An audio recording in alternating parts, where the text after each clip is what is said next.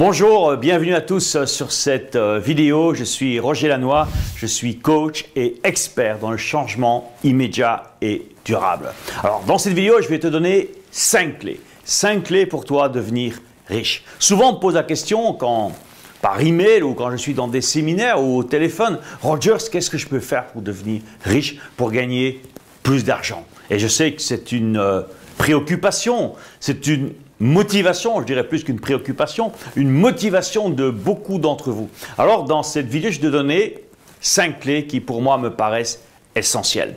Alors, la première clé, c'est d'abord investir sur toi, investir en soi. Et là, je me rappelle que Moïse, qui était mon premier, pour ceux qui ne me connaissent pas encore, c'était mon premier coach, mon premier mentor quand j'ai démarré mon activité professionnelle comme indépendant dans le marketing de réseau, quand j'ai quitté la banque. Et Moïse était pour moi quelqu'un qui m'a énormément appris, qui a été un vrai coach, je dirais même plus, un vrai mentor qui était à côté de moi. Et Moïse me disait toujours, tu sais, je peux tout perdre, qu'il me disait. Je peux tout perdre. Je peux perdre ma maison, ma voiture, mon business. Je peux tout perdre. Mais une chose que personne ne pourra m'enlever, c'est ce que j'ai appris. C'est la connaissance. Ce que j'ai acquis comme expérience, comme savoir-faire, eh bien ça, il n'y a personne qui pourra me l'enlever. L'erreur que je crois beaucoup font, c'est qu'on court après plein de choses, alors que le plus important, c'est à l'intérieur de toi. C'est investir en toi, acquérir du savoir, acquérir de la connaissance. Mais l'acquérir, c'est bien, mais après, il faut passer à l'action. Donc, je te dirais, la première clé, c'est d'être conscient que c'est en investissant sur toi-même, c'est le meilleur pari que tu peux faire. Il n'y a pas, entre guillemets, permets-moi l'expression, un meilleur cheval que toi. Tu ne peux pas investir sur un cheval qui va gagner le tiercé. Le meilleur cheval, c'est toi. Investir sur toi. Deuxième point, deuxième clé importante pour toi justement, mais devenir riche, c'est avoir cette volonté. C'est un peu la continuité de la première clé, de te former dans tous les domaines, pas seulement un domaine. Parce que parfois, il y a des gens, ils sont formés sur un domaine, mais il y a plein de lacunes à côté.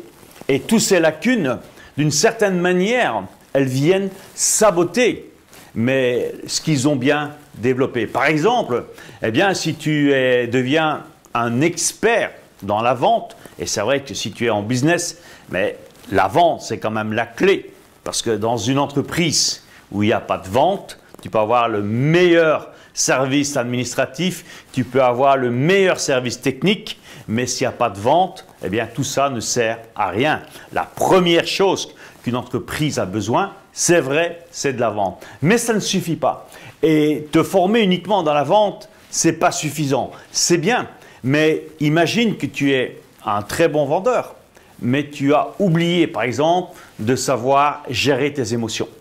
Tu n'arrives pas à gérer tes émotions et à certains jours, tu es au top et le lendemain, tu es à terre. Je dirais même, tu peux être au top le matin, à midi, tu es au milieu et tu redescends l'après-midi. Non, la clé, c'est non seulement d'être formé dans un domaine, mais dans tous les domaines qui vont avec ton objectif et avoir cette volonté de, en permanence, chercher à t'améliorer. C'est vrai, tu ne pourras pas acquérir la connaissance dans tous les domaines comme ça, par un coup de baguette magique, mais avoir un plan, je dirais, de développement, formation. C'est hyper important. Et ce plan de développement, de formation, passe bien sûr par ta volonté de chercher en permanence à t'améliorer. Une autre clé, la troisième, pour toi, eh bien, transformer tes finances, pour toi pouvoir réussir au niveau financier, au niveau professionnel, eh bien, je te dirais, c'est comme moi j'ai fait à l'époque avec mon premier coach, mon premier mentor avec Moïse, c'est d'écouter ceux qui ont réussi. Apprendre, c'est une des clés pour moi de la PNL. Je suis certain que beaucoup d'entre vous, vous avez déjà entendu parler ou connaissez un peu la PNL, la programmation neuro-linguistique.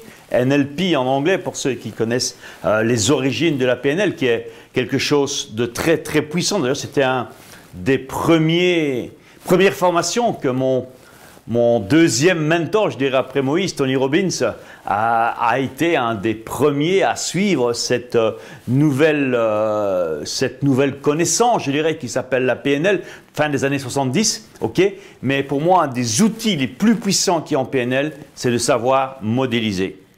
Savoir modéliser. Modéliser, ça veut dire quoi? Eh bien, si tu veux réussir dans un domaine de ta vie, si tu veux par exemple réussir dans la finance, réussir dans le business, mais c'est d'avoir des modèles, des personnes qui non seulement vont te servir de modèle, mais elles vont aussi t'inspirer.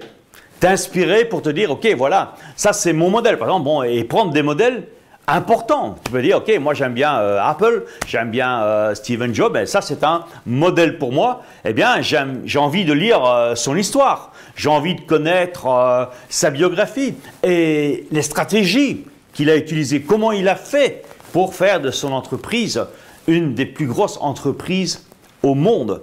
Savoir comprendre les schémas, c'est ça modéliser. Ça ne veut pas dire faire bêtement, comme certains font, du copier-coller. Ça, c'est pas modéliser. Modéliser, c'est prendre le modèle et s'en inspirer. Pas simplement passer dans la langue Xerox une photocopie ou traduire d'une langue dans une autre langue. Ça ne marche pas. Il faut t'inspirer de la personne, mais aussi ajouter ta propre personnalité. Mais c'est important, les amis, d'avoir des mentors. Dans ma vie, ça m'a énormément aidé d'avoir quelqu'un comme Moïse, comme Tony Robbins par la suite, mais Moïse, c'est quelqu'un sur qui j'ai pu prendre exemple. À l'époque, j'avais une vingtaine d'années, et moi, ça m'a énormément aidé que d'avoir un exemple comme lui, mais pour pouvoir me rendre compte que, dans le fond, tout est possible.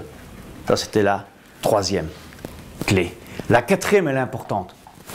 C'est y croire.